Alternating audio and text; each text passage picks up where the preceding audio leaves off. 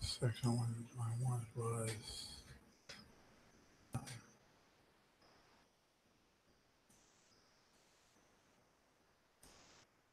Okay.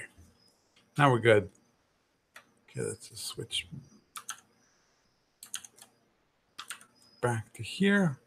Back in 3 equals 0. Cool. Okay. Well, actually, I'm good to go. So when we start now, I hate this. I have to trim everything. Whatever.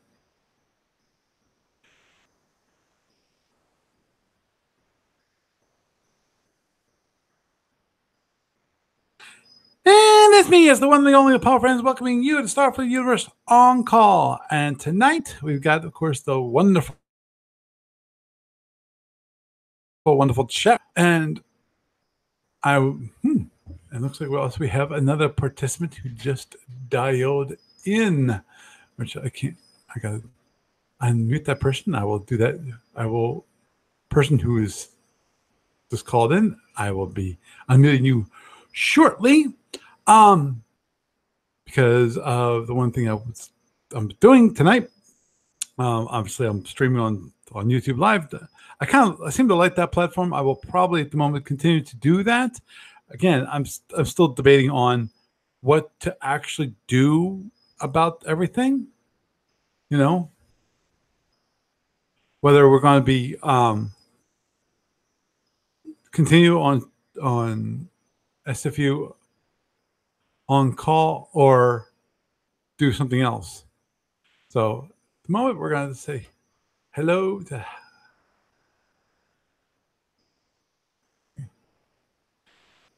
So hello, number 402.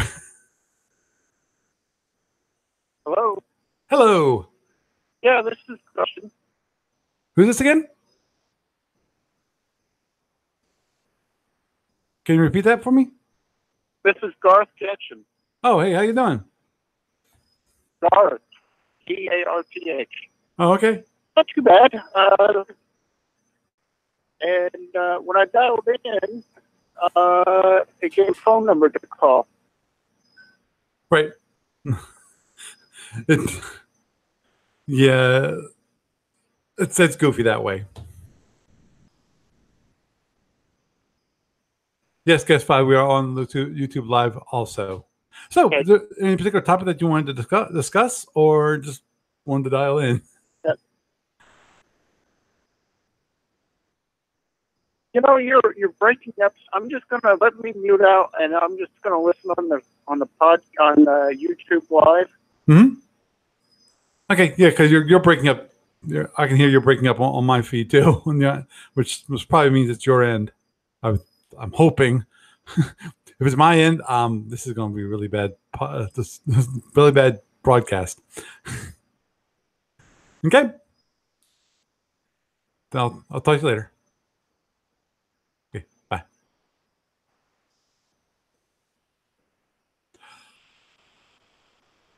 So, yeah, what we're going to be being on YouTube Live actually is going to be a benefit this evening because of course, this is the first broadcast of the month, the first talkcast of the month.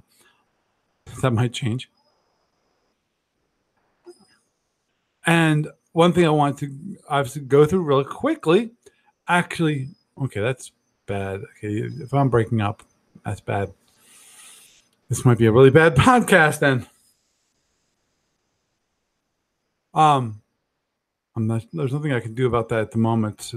It is what it is. I'll work on it next week to see maybe I can get a better connection.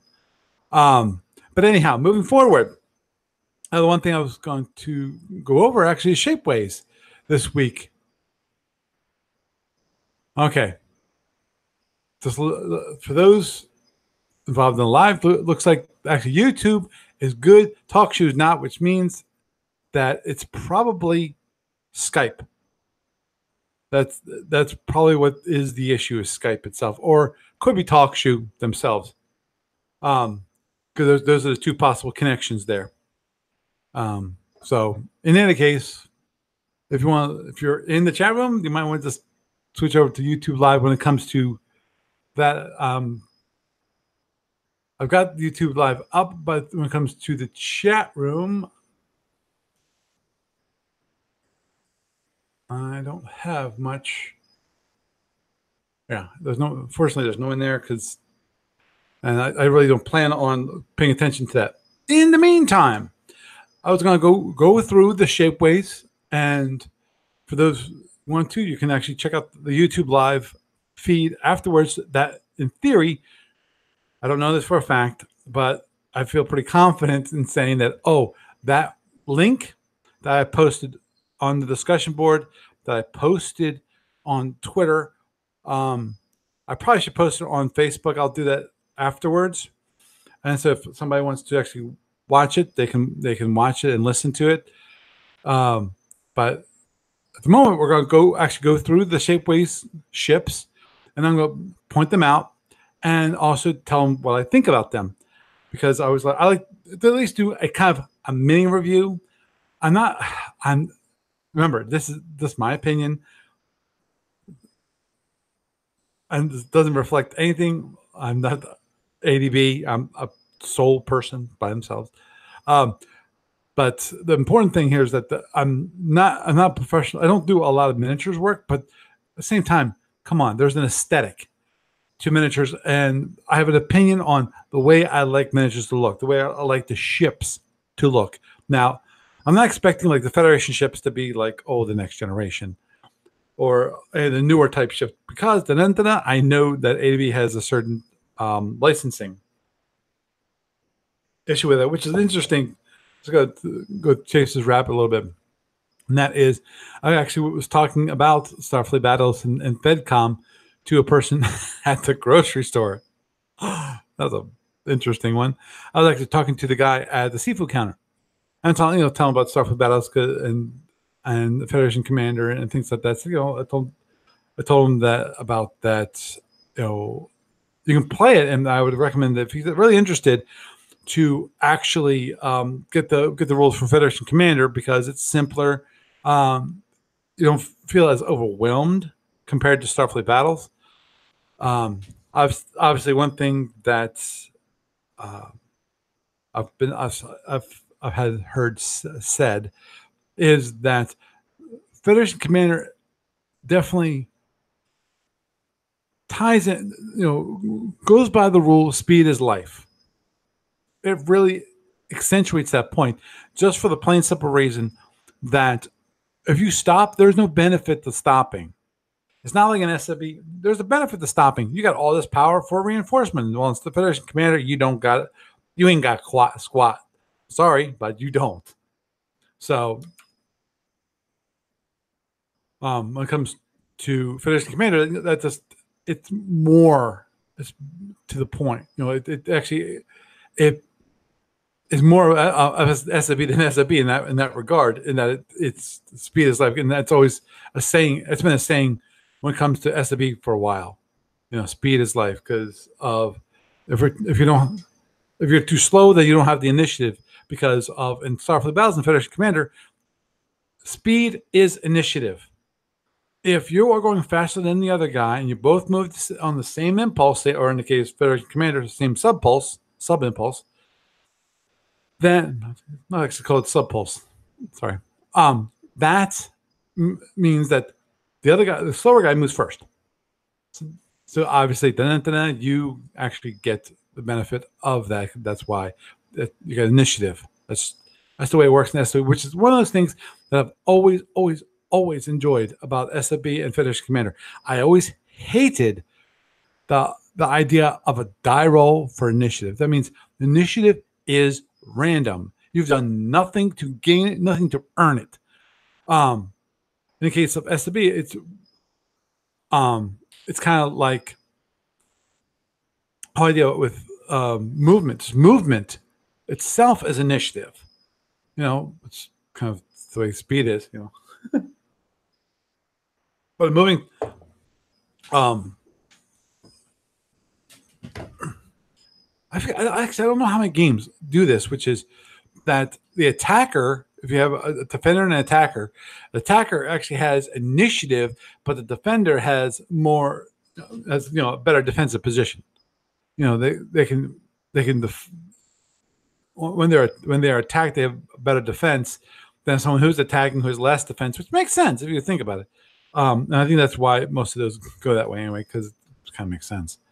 But anyhow, onward and forward, as they say. I'm going to move on to the Shapeways miniatures and go through some of the new ones. Let me go to here. And I want to look at, double check to see what actually on the page that I'm currently showing is actually was produced. Let me see. Let's start with, okay, some of these I've seen. Ooh, that's kind of neat. Those, let me just look at this for a moment. Da-da-da. Wow. I have to look for that one. Okay, sorry, I'm seeing some of the posts that were actually in I don't. Oh, there it is. Okay, that is one of them. Okay, how about the other one? I don't see it. I don't see it. I don't see it. I don't see it. So I'm looking for the Gorn, because this one here. Let me look at. Oh, it's a large freighter. Okay, that actually was. Let me see. Did they say Gordon's large freighter or just say large freighter? Because I asked because I saw, yep, Gordon large freighter Omni, which is this one right here, which is I think is a cool idea, which is this one, which it has two pods that, because it's a Gorn freighter, they're stacked. And I like that idea. I truly like that idea. Because that's definitely different and unique. There's, of course, we have this one, which is the Sparrowhawk T with two transport pods. I.e., this is their tug, which makes sense because of this is space. Remember that. It doesn't have to be underneath. It doesn't have to be underneath. Like if you're having a bomber that flies in air, where like tanks, fuel tanks, extra fuel tanks will be put below the wing. You don't actually have to do that in space. There's no reason to do that in space. The important thing in space is to make sure that you have the best, in my mind at least, the largest surface between the two things that have to connect. Because in that case, if you have a larger surface, that means you have a better attachment. The stresses can be done over a larger area versus a couple, like 10 bolts versus 1 bolt. Those 10 bolts are going to take less stress overall because each one takes a little bit of stress compared to 2 bolts, which takes more stress for the same. Each of them takes less stress. It takes more stress because of the total amount of stress is the same, whether you have 1 or 2. Ooh. Ooh. Ah, yes. The tachyon missiles. That is, I like what they did with the smaller miniatures, like the tachyon missiles. Okay, I talked about the multi-warhead drones last month, so nothing much to talk about there. The Hivers. Looks like they have a few Hiver ships, which is it's an interesting design. I kind of like the when it comes to Omegas, I like some of the ships. Hate that. I like some of the ships because of the sharp angles and things like that. Things like that. I actually kind of like in a ship.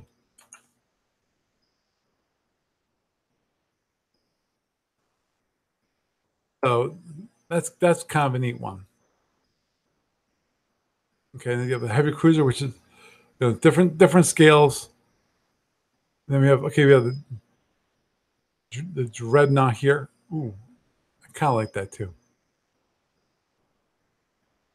It's like it has this kind of neck, which reminds me of the Lyran, where it has that collar.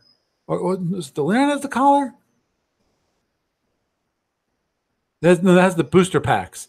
The collar, I think, was the Tholians is the one that had the collar. Which that's what this kind of reminds me of. I'm sure it's not done the same way. This actually, I'm liking what ADB is doing when it comes to the freighters,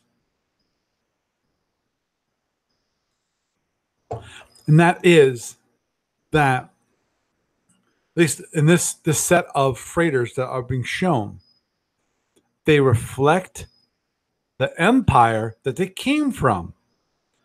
So instead of all freighters, okay, let me go back here. Do they have one shown? Actually, let me look at this. Don't mind me. Probably under general. Because usually freighters are considered general. Yeah. Instead of here, like this one. This is a generic large freighter. Compare that to the Gorn, that large freighter, which has a total different look. Functionality speaking, it's exactly the same. But they look totally different. You have this generic one, which you could assume is like from the Federation. But then you have the ones from the Gorn, and you just saw the Zinni. So in that case, I think it really does. I think that idea is really, really neat. Okay, let me just go to all items again, and let me sort by newest. The whole idea is that he was. Just look at this. Yeah, I already showed you attacking on missiles, which are cool. Ooh, do they have this one? They actually posted one of the Tholian web tender. They posted that. Let's see if this. Oh yeah, this is one of the ones I was thinking when I said that the smaller ones. I really liked what they're doing with the smaller fighters. Smaller ships. Let's do a quick check here, which is switch to inches. I'm American. Give me a break. So it's like 1.25 by approximately 1.25 by 1/3 of an inch. So that's what this is. So it's a 1.25 by 1.25. So 1.25 here, 1.25 here, and height is a 1/3. So that's a pretty small ship overall, but obviously it's bigger than representationally speaking. It's not really the same. When it comes to compared to the size of what it should be in respect to the ship that it's going to be launched from, different story. But at the same time, you have the larger fighters and so forth.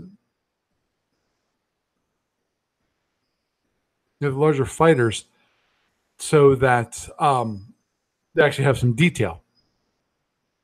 Let me see. Was that actually released this month? Just give me a sec here, because yep, this one. which again, it's one of those monsters. This is Star Swarm, which is cool. I love these little things. I think they are great.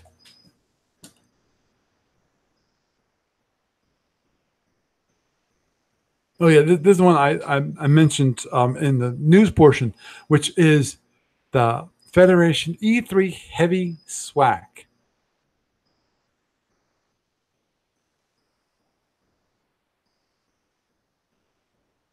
Okay, E3 Heavy Swag shuttle is like the standard E2 swag shuttle used by heavy carriers to track enemy units in the area, maintain situational awareness, and provide electronic warfare support. It is more capable than E2, but still highly vulnerable to enemy fire. No kidding. It's a shuttle. And Lord knows anyone who has played SFB with, and you have a person who has a swag shuttle, what's your number one goal? Kill the shuttle. Because it provides so much EW. Then, of course, you got what is it? I forgot what the tactic was called. But basically, what you would do is you take two of these E3 swags shuttles, and you put on, because you have like a couple heavy carriers in this battle. You have two of these swags. Put one on one side, one on the other. Then usually have another ship to protect the shuttle, and then it's like a super weasel. So what it can do is it can draw all the seeking weapons from one, and what the whole idea was that you would have one swag turn on its wild weasel capability, so all the drones and all the plasma will go towards it. Then it turn off, and then you light up the one on the other side and draw it across. And what you could do then is, as the most in the case of drones, is the most time you use this. As drones go back and forth across the fleet, you just fire at it as it goes by. Which I think it's a neat idea.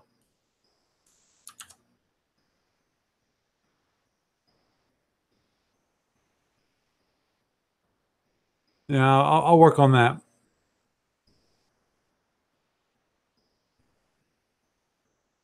Oh, it's called ping pong tactic. Okay. And I apologize for those. Okay.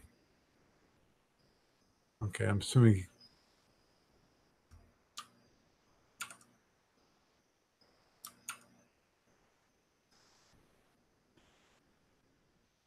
Yeah.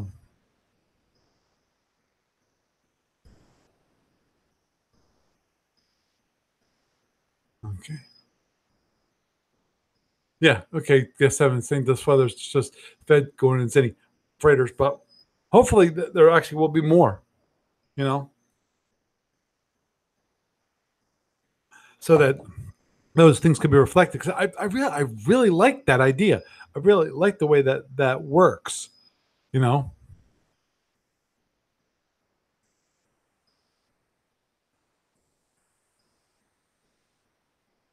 Pong. Right. Oh yeah. Sorry. Pong. You're right. Sorry.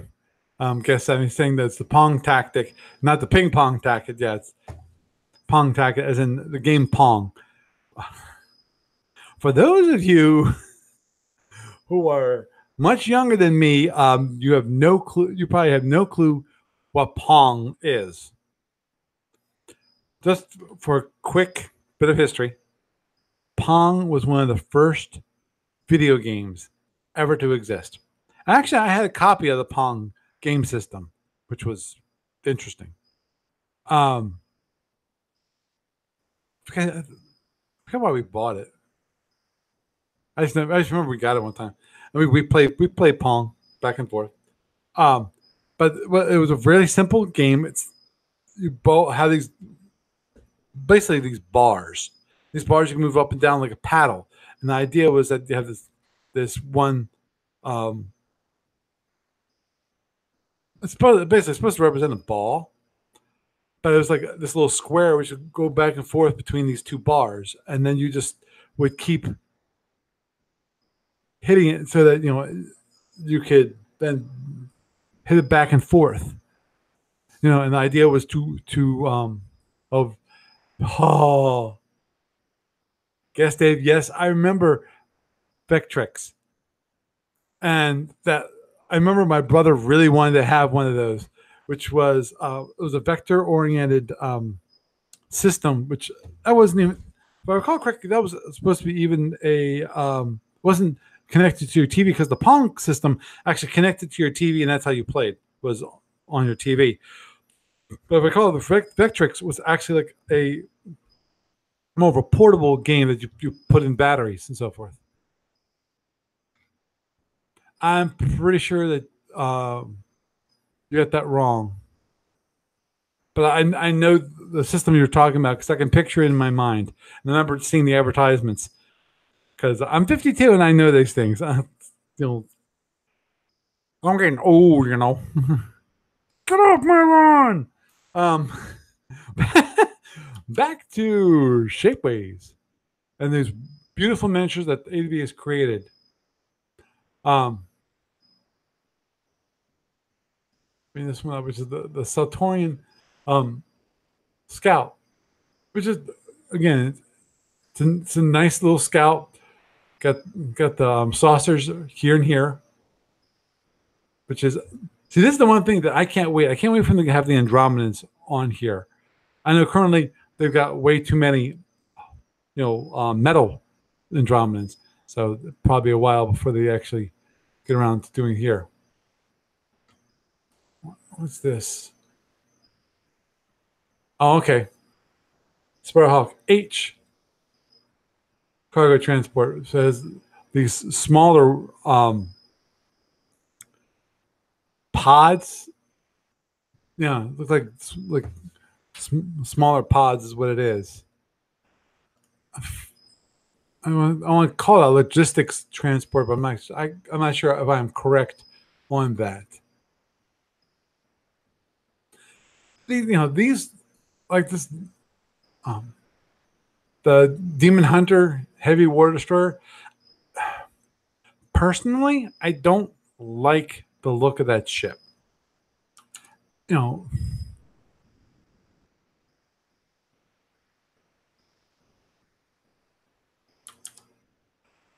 but that's just me. As I mentioned before, I like things with sharp angles. This obviously, I'm not sure if the ribbing here is intentional or not. It might be. If it's intentional, okay, that's fine. But in either case, whether it's intentional or not, I've never been a fan of those hydrogen ships. The larger hydrogen ships I like. This makes sense because it's the small freighter, the Gorn small freighter, which makes sense because it has one of these nice pods versus two, which is what a large freighter has. But it looks kind of goofy though. Again, one thing as I said I like, which is it's a Gorn small freighter, which means it keeps the design of the Gorn Empire and those ships that come from the Gorn Empire. So,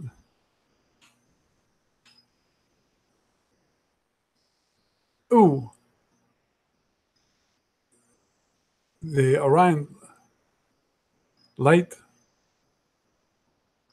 Okay, light cruiser. Okay, I was confusing the light cruiser with the light raider because I'm not sure. I'm not sure if we normally call the Orion CR a light cruiser. It might be called a light cruiser, you know. Um, but I'm used to having you have the light raider and then you have the CR, which is an Orion Raider, I think, or something like that. But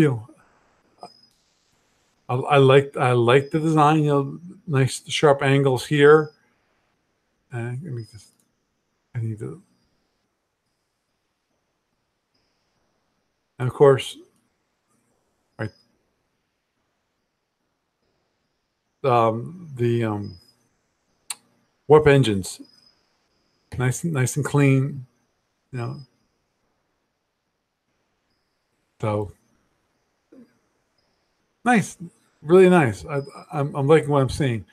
And of course, here is the Light Raider, the LR, which is interesting to me in that I would expect, yes, it's kind of thinner. I would, as a Light Raider, I've always, maybe it's just because of the SSDs you see, and the whole idea of the SSD is it represents, at least to a certain degree, what the ship looks like. And that is that I would expect this ship to be maybe thinner and a little bit thinner, I guess. Because I picture the Light Raider being these kind of needle nose, almost needle nose, not needle nose, but these thin ships that are supposed to be wicked fast.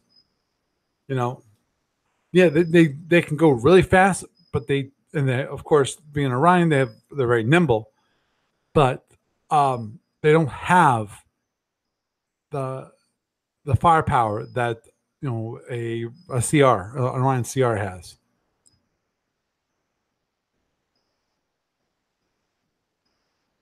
Ooh, according to the listing, there should be a Lyran strike cruiser.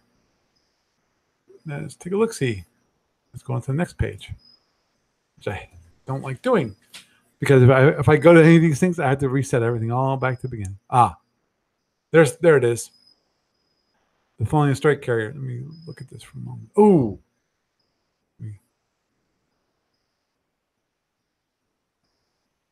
Oh, come on. Okay, there it is.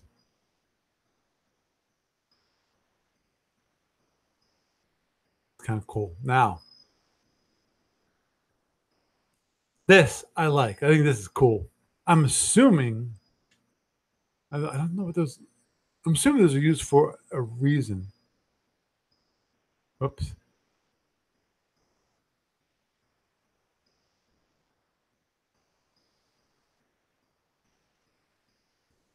So, but that's cool. I'm assuming those are used for the fighters themselves. See if it I'm just wondering if it's no, it does not.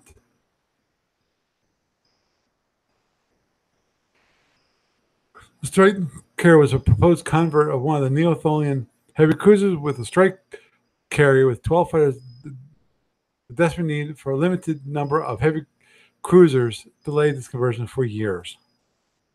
This is understandable because for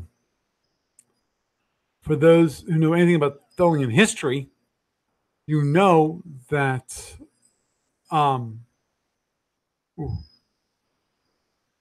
if you know anything about Tholian history, the original Tholians that came into our galaxy were basically civilians, is what it comes down to. They brought their Dyson sphere for their home, for their capital planet. How they actually did that, no one knows. Because, but they were come here and they didn't. Well, came to our galaxy, near and landed somewhere in the outskirts of Federation space between the Romulan and Klingon space, which they were not too happy about that. When all of a sudden they found some aliens which they never encountered before. And the Federation were perfectly happy to have the Romulans and the Klingons separated. But all they had were these little police cruisers. They were civilians. It was a civilian population. All you were doing was police cruisers. And but what they did was they learned how to put these things together to form larger ships. And later on, what's considered the Neo-Tholians, as in New Tholians, they're actually the old, but those were the old military ships that made it behind them. and those ships were very few. And there was a big concern about, from the military leaders, okay, what are they going to do? Are they going to ask us to go right into the fight, or, but they put forward, it all came out fine because the military put forth the calls that we need, call for repair, basically, so that they can come in and that kind of solve the whole issue, which was good.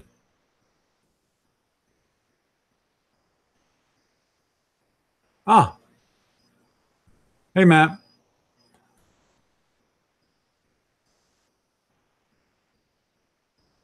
Ah, okay. Matt, okay. For those of you who don't see what's happening on the chat room, or if you're just listening, you won't hear it. Well, you can't see it because it's a podcast. It says there's a lot of discussion. There was a lot of discussion in the BBS about the deck height and adjusting them to be more realistic compared to their metal minis.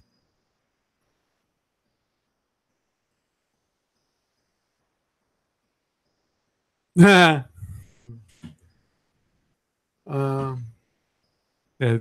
guess I'm saying MMG is right. He drew the guess 7 drew a cross section to make sure the decks had enough headroom. Yeah, the Tholian should have submitted to the Seltorian overlords. Good one.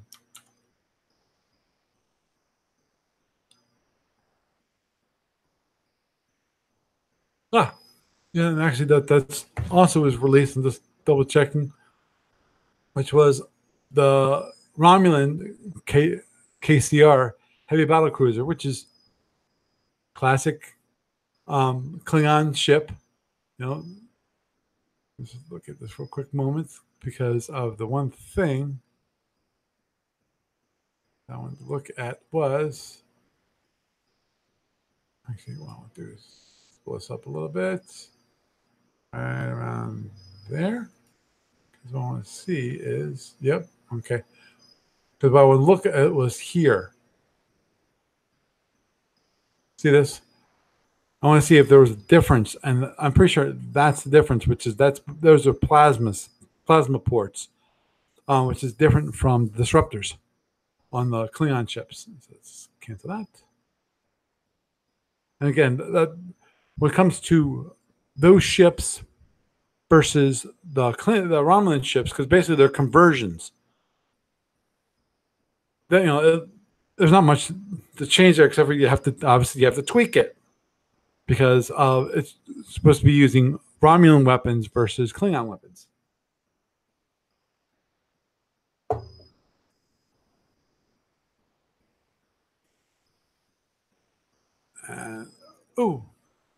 This is the one I was talking about earlier, which is the Tholian web tender, which is the whole idea of the web tender. If you remember your ships, when it comes to Starfleet battles, this ship basically is one big, I was going to say one big freaking battery, but it's not a battery. It's supposed to maintain the webs around bases. That's the whole object of the web tender. So it tends the web. Oh, shocker. And given that, what basically these things are just a huge number of power reactors so that it can just continually re-energize the web. It would go to the web, and recharge it so that it wouldn't come down. The whole idea was to maintain the web, especially around bases, as a defense. Because if you didn't maintain a defense, it just would come down. Now, obviously, anyone who knows Tholians, when it comes to bases, the perfect base, if it's possible, is one where it's near an asteroid field where they actually can grab asteroids, draw it to around the base, and just can put webs between the asteroids. Now, currently, okay, Currently in SFB, you have no way to actually destroy um, asteroids. It's considered that you can fire upon it all you want with as much firepower that you want to, but you cannot destroy asteroids. Therefore, there's a permanent anchor points, in which case, in theory, you don't have to reinforce the webs because the web will never disappear. But obviously, the web is going to decrease in power after a long period of time. But I don't think that's actually covered in a scenario time frame. That's more tactical turn time frame. I mean, i.e., days. You might have to go out there and recharge it for every so many days to restore the energy. Because come on, it is energy.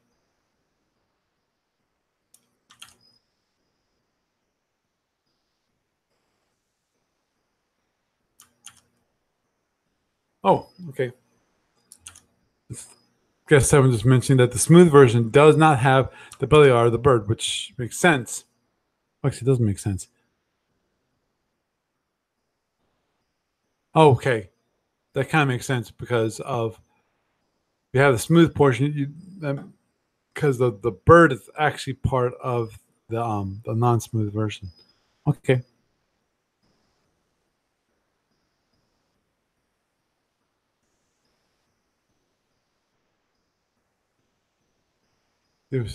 Okay. That's the heavy web tender. Okay, that's what that was. Oh, okay. And this is a jumbo web tender, which means a regular web tender is just these two up here and not this additional pod below it. I did not. Sorry if I missed that.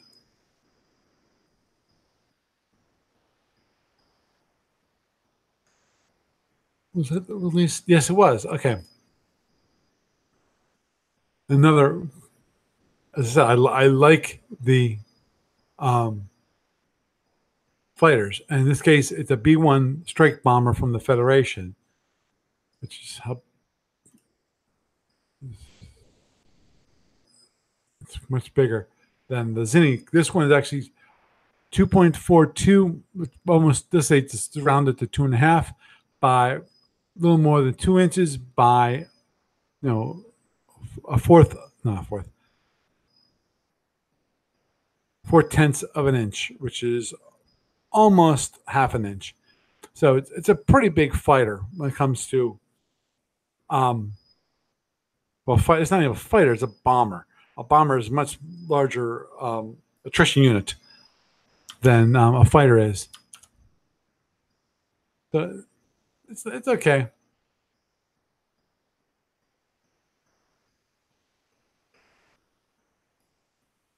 I would say I like the missiles down below underneath the wing. But overall, it's a pretty bland ship. Which that looks nice. Underneath, we have looks like they have 2 multi-warhead drones and then 6 I'm assuming Type 1 drones is what they are, and I'm assuming that these are I don't know what those are.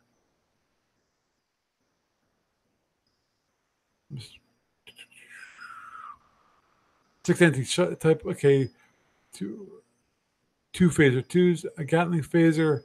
Dun, dun, dun, dun. Defensive system, electronic warfare, 2 photon torpedoes. Those are probably the torpedo tubes, is what they are.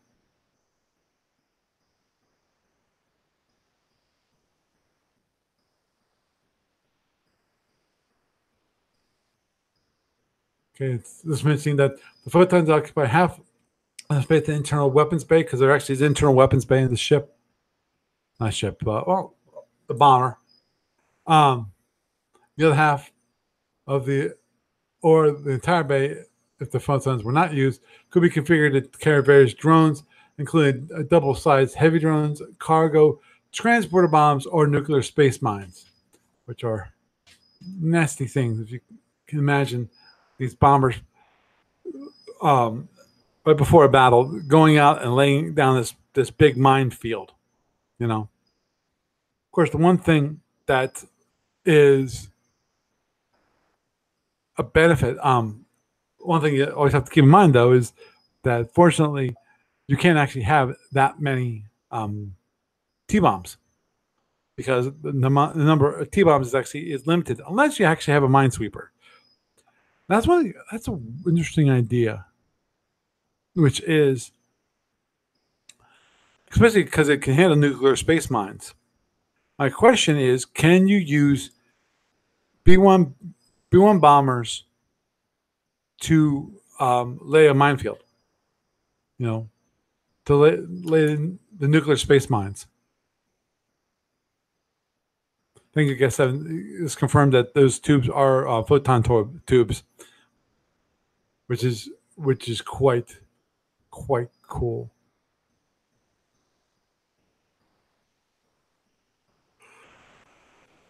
Look at this for a moment, because it looks like there's also B-1Bs, which are a string of them, which is almost 8 inches by 1. Yeah, so this is basically you can get a not collection. Looks like 1, 2, 3, 4, 5, 6 of them, and it's like a strand, and looks like overall they're smaller than the singular B-1 bomber. So it depends what you want to do. Let me look at this for a moment. I want to see, does it have the photon torpedo tubes on this, or is that kind of one of those things that had to be lost? No, they're there. It's just they're going to be much smaller than the actual B-1 bomber, which is nice because then what you're going to do with the individual B-1 bombers, what you can do then is take that, paint them, and actually have them like as your kind of fighter collection, that kind of thing. And you have the smaller ones we can actually use for combat and actually playing the game.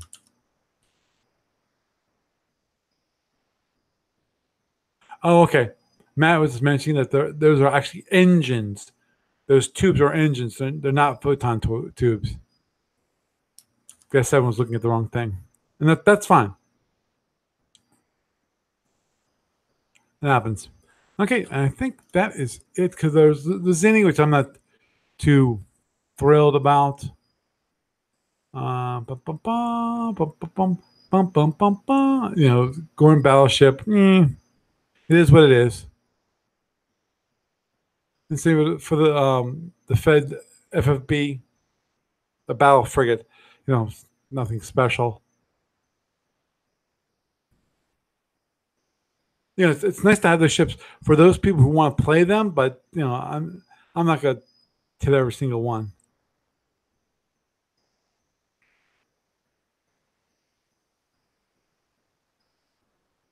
Okay. Whoa. According to Steve Cole, that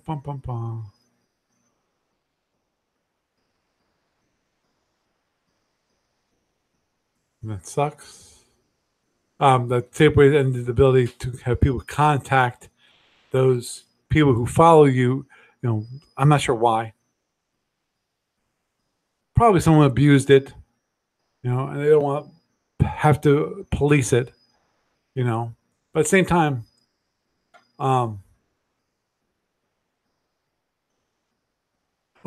Gene said the one thing I did miss. Let me see if I can find it. Which is the Orion Battle Raider is one of those things that's listed, but I did not see. Let's see if we can go back to.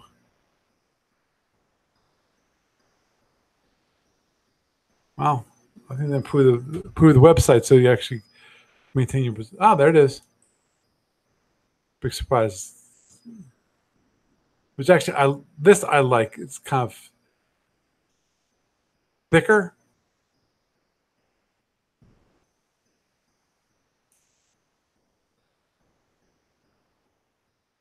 Okay, obviously that's right there. That is for mounting.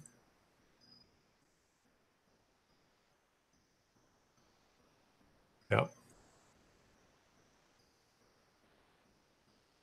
Yeah, I like that. I like the Battle Raider much better than the Light Raider. So the Light Cruiser. I'm sorry. Those are, of course, the two different sizes. And with that, that is the Shapeways for this month. Okay. So I'm bringing a comment on the discussion board was John Wazinski was mentioning that the text is slightly different between things. But that does not matter. 128th minis, 285th minis are close to scale as the X-Wing minis, which is interesting, actually. Okay, let me see if I can do this. Because I want to see if I can do. I would love to. If I can adjust there. Okay, share. Cool. Just want to change what I'm sharing. Right now I'm sharing the chat room because I'm done with the Shapeways portion. I didn't want just watching the Shapeways portion. I'm not sure if you guys, anyone who's listening and maybe even watching would rather just see a static image of the Shapeways, and I figure you probably would rather watch the chat room than watching the unmoving and things about Shapeways, which overall, okay, doesn't matter. Now, moving on to actually to the next topic, because I think we're done discussing the new Shapeways miniatures, because got some really nice ones out there this month. As I said, I like the freighters. I think those were the best this year. Not this year, this month, for the plain simple reason that there was something different, a different idea. Instead of just staying with the standard large freighters, standard small freighters, AB decided to actually create Empire specific. Oh boy, okay, give me a sec here. Okay, let's take a look here. Oh, looks like that's, not sure what happened there. Welcome to TalkShoe. Please enter the show ID followed by the pound key. You can access the episode up to 15 minutes before the... Enter your PIN followed by the pound key. If you are not...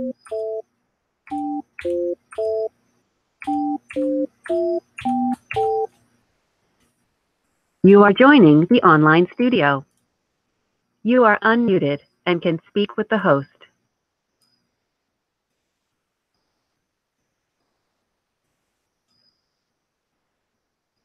Recording started. Okay, I'm back on TalkShoe. I'm not sure what happened there. They kicked me off. I'm not sure why they kicked me off. They stopped recording. Actually, I know why they stopped recording is because of I got kicked off, or I lost, whatever.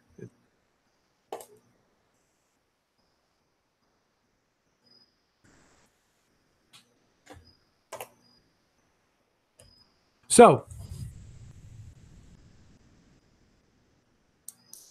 I was saying that once we get the size down, we'll have Empire specific bases in the next couple months. Ooh, that'd be cool too. Again, that will be neat because obviously we have a Empire specific base for the Andromedans, but that's because they're the Andromedans. I think, at least I would hope so, considering the way the satellite bases and the battle stations for the Andromedans, where basically you have satellite bases which are connected together to form a battle station. But again, Matt, I'm totally on board with the whole idea of Empire-specific generic units.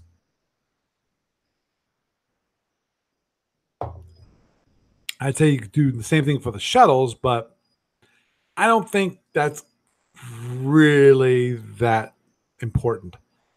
I think the bases, I think, warrant it.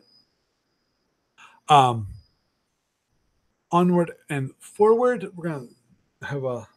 I just want to discuss this idea. One thing.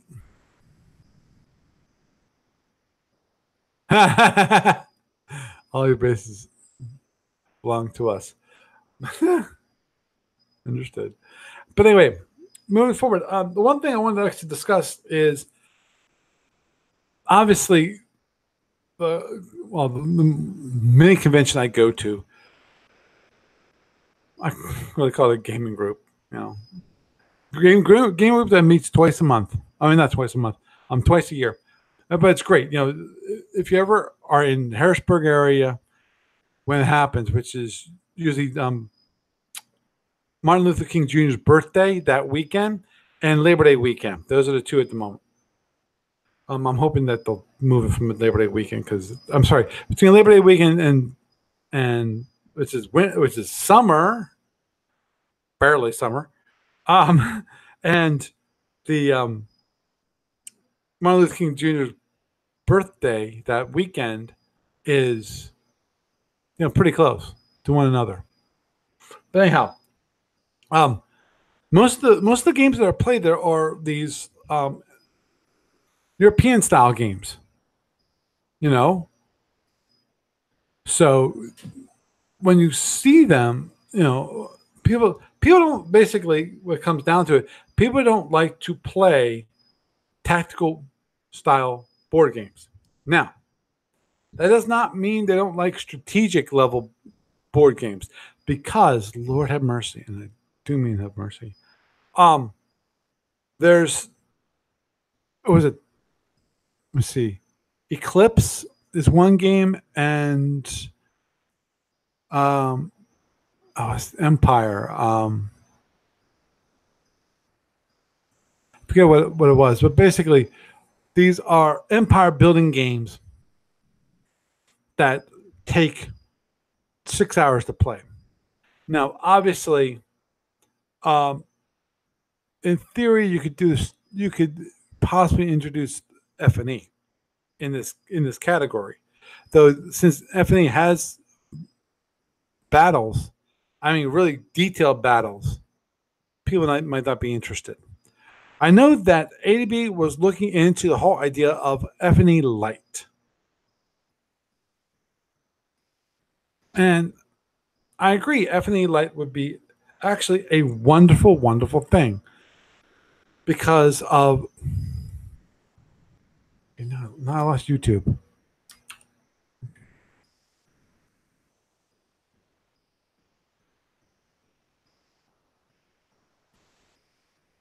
Okay, according to this, I'm still broadcasting.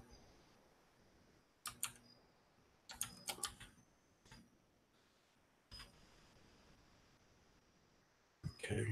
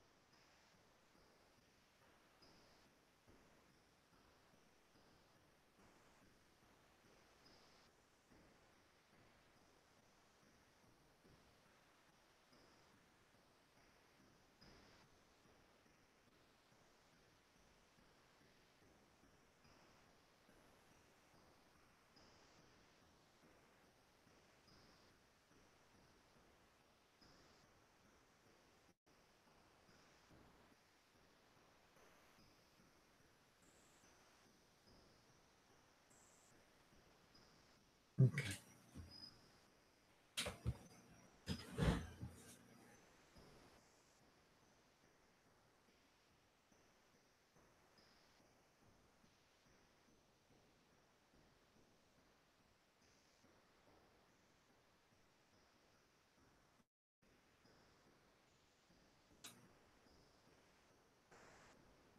Yeah, the talk should.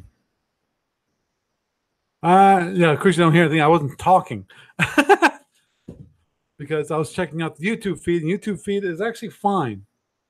I checked, it's logged in, and the YouTube is actually it's fine. Okay. So, yeah.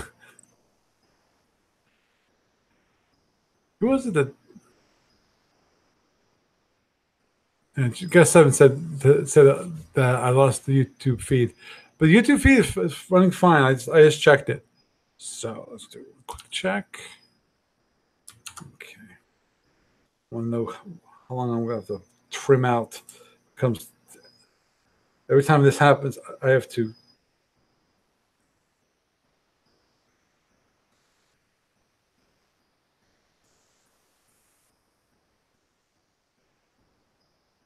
I have to trim it. It's 4 minutes.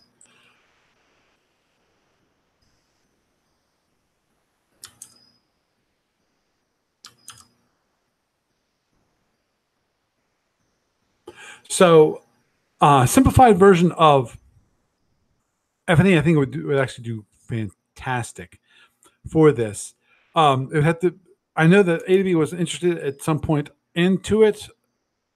I think the whole idea was this other gaming group for that was going to augment the whole campaign idea with FedCom was going to do exactly what we wanted it to do.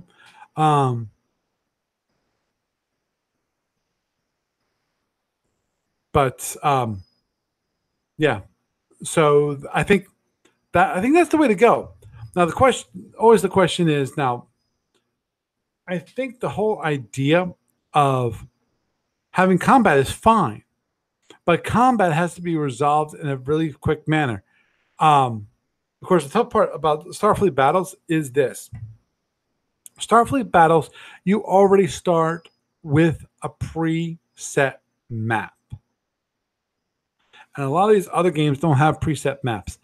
Is a preset map a bad thing? Not necessarily. Okay.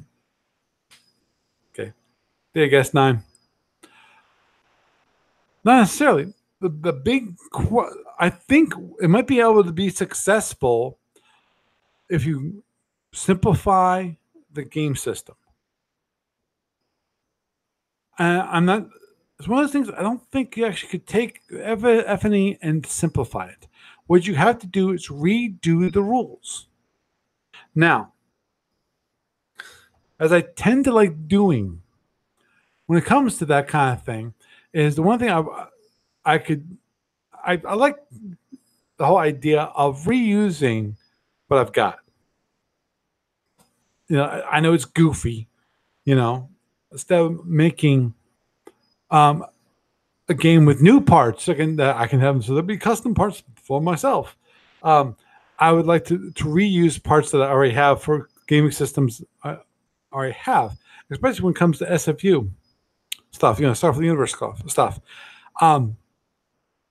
Now, I have to check to see about when it comes to the FNE counters, because it's possible to have the FNE counters. I got to check to see what information is actually on an FNE counter, because I'm wondering if I could use any information that's on that to represent the ship and actually represent the strength of the ship and so forth. And the question is whether I need to represent individual ships or I can genericize it a little bit more. And the whole idea of a ship represents a squadron or maybe a fleet, this kind of idea where you have different capabilities for those. Now, that's possible.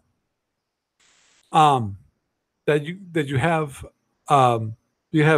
a counter representing a let's say a fleet at the moment. So that you only have one piece on the board. Yeah, Matt. I'm pretty sure you're correct, which is that when they're working on Federation Admiral, they were going to use definitely stats for the most part, and I think you're correct in that. The thing is, I know A to B, i.e. Steve Cole, has worked a lot on Federation Admiral. I'm not sure where they are at the moment. I think they're still doing some play tests, but I don't think, and I would love to know how that's going, and more to the degree of what is the thought processes, and when it comes to the game itself, how is the game going to work? Because of basically, I want this to be a beer and pretzels game. That is what I want. I'd like to have it to be something that you can teach people in a short period of time. Define short, an hour.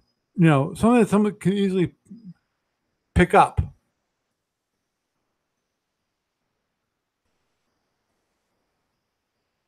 So that would be, that would be great if you could do that.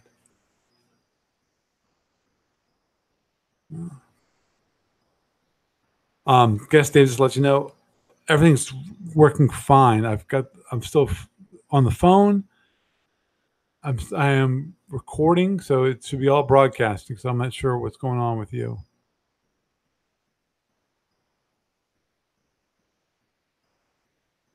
Okay.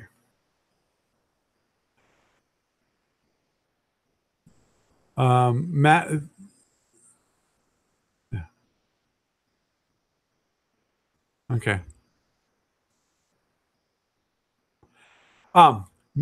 Onward and forward. Yeah. So it's on hiatus. Which I'm concerned about because that's okay.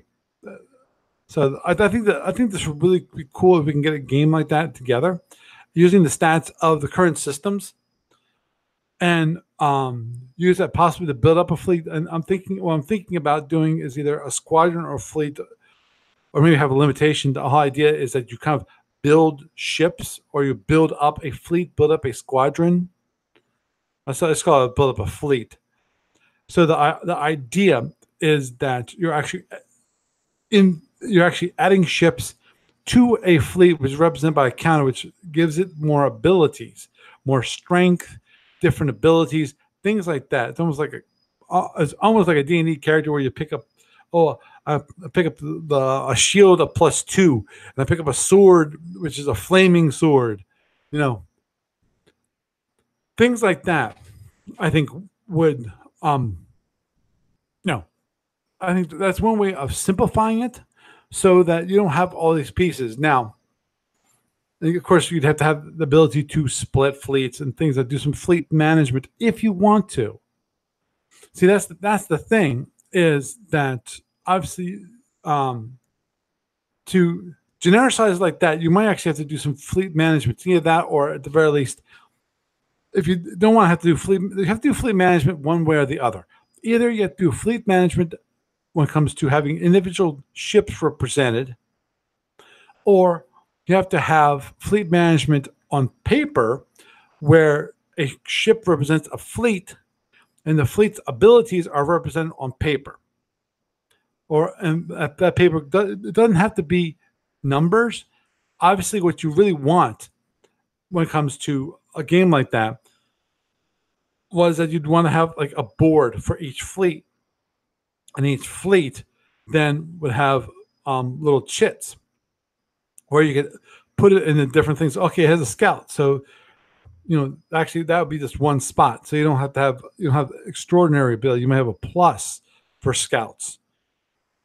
Or when it comes to defense, okay, you can you have so much defense. You have fighters, okay, and so forth, things like that, which actually kind of almost, I was something like along the lines of Starfleet Warlord. I was thinking of a while back, and the whole idea of adding fleets into Starfleet Warlord to simplify movement purely. And that was when you have the whole when it comes to mobile gaming, you want less for people to do if possible, some way to simplify things so they can move things pretty quickly. Okay, so I would think that what you can do at that point is set up maybe set up a war, because I might be able to get people involved in a war scenario. I'm not sure, because it's conflict, and most people, they like conflict to be part of the game, but not the whole game. And that is the whole big problem with Starfleet battles, the whole Starfleet universe. It's not about building colonies and things like that, except for if you do Starfleet Warlord, which that actually is something that I would have to think about, which is turning Starfleet Warlord into a board game. Yep. Star Trek Ascendancy. That would be. I saw that actually. Matt, this reminds me, actually, someone had a copy of Star Trek Ascendancy. I did not realize what he had at the time. I totally forgot the Star Trek Ascendancy was that kind of a game, which is kind of cool. I have to. I'm going to write that down right now, just so that I remember about that and looking that up as a game.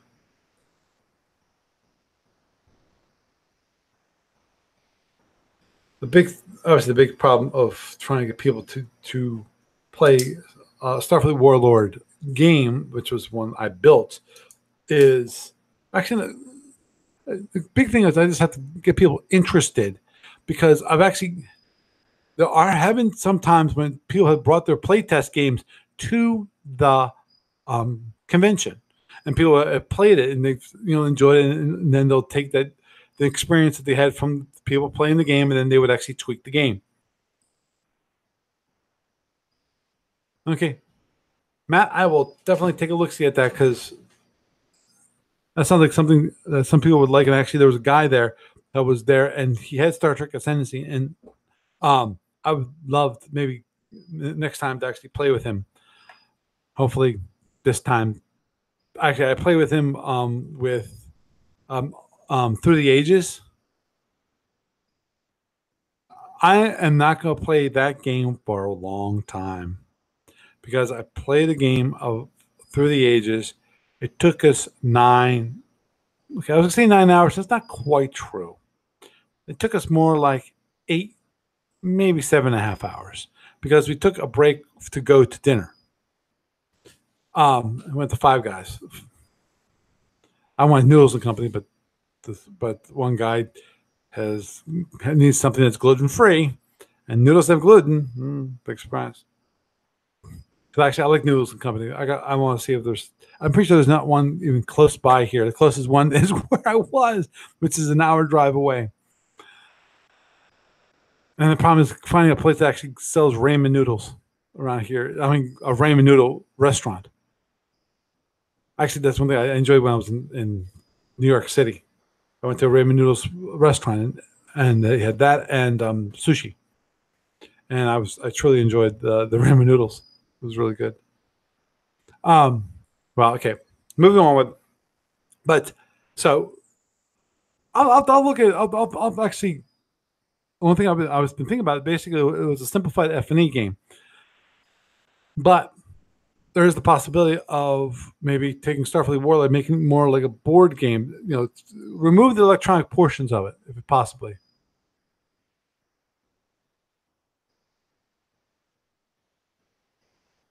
Okay, that's fine. Since he says that an hour a player. So basically, and you need 3 to 5 players. That means it's going to for 3 players, it's going to be taking 3 hours plus learning time, which means that if it's going to be a 3-hour game, it'd probably be a 5-hour game if you're learning it. Which means that I just have to learn it before I go to the convention and possibly try to play it,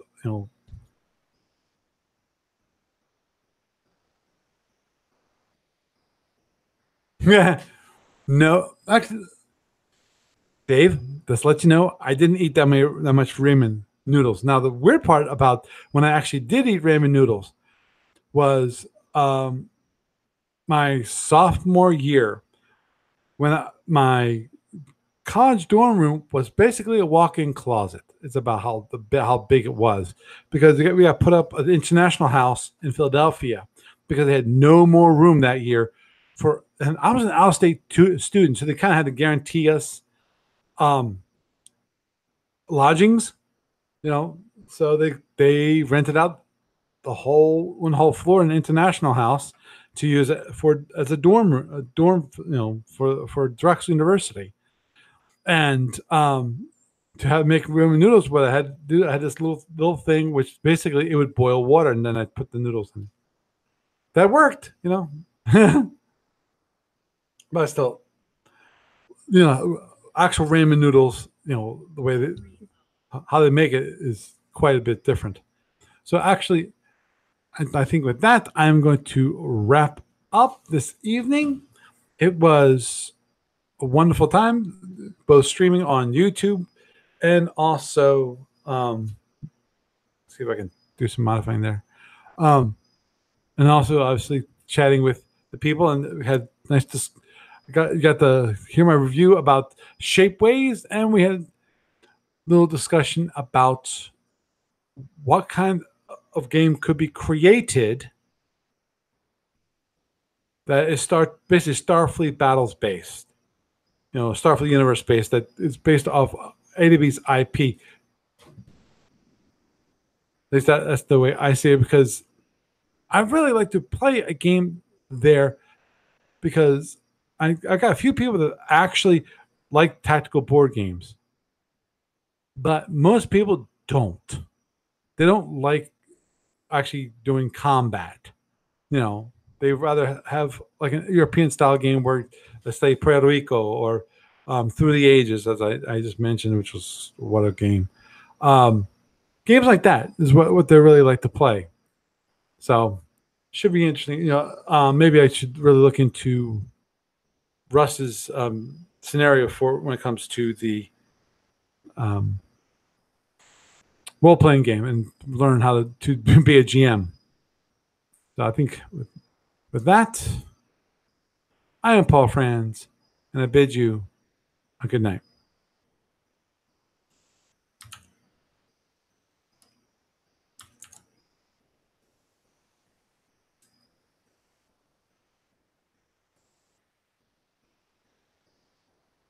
Okay.